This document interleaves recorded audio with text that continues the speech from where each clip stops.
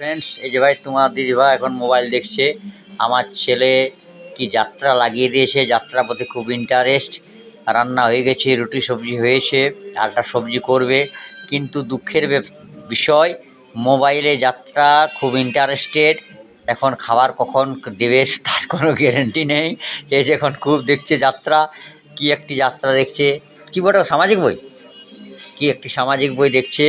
আর কিছু করার নেই। আমি আমার ছেলেকে বলেছিলাম এখন সন্ধ্যাবেলায় বা রাত্রিবেলায় ওকে এখনও যাত্রা না দিলেই ভালো। যাত্রার প্রতি খুব ইন্টারেস্টেড। সেদিন আর সাথে দুদিন যাত্রা হলো আমার শাড়ুবাড়িতে, আমার শাড়ি বাড়িতে দুদিনেই পুরো যাত্রা দেখলো।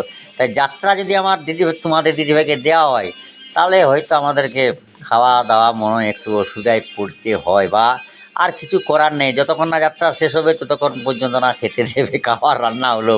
এটা আর কার কার বাড়িতে হয় একটু প্লিজ কমেন্ট করবেন। তোমার দিদিভাই তো খুব যাত্রা ইন্টারেস্টেড। এমন আমার দিদিভাই আছে যারা খুব ইন্টারেস্টেড। তো তোমাদের কি এরকম হয় ভাই কারো, যে এই যে খাবার দাবার রেডি হয়ে গেছে কিন্তু এখন খাবার দেবে না কারণ যাত্রাটা না শেষ হলে? তো ও ভীষণ বিপদে পড়েছি। ওকে, থ্যাংক ইউ, সবাই ভালো থাকো।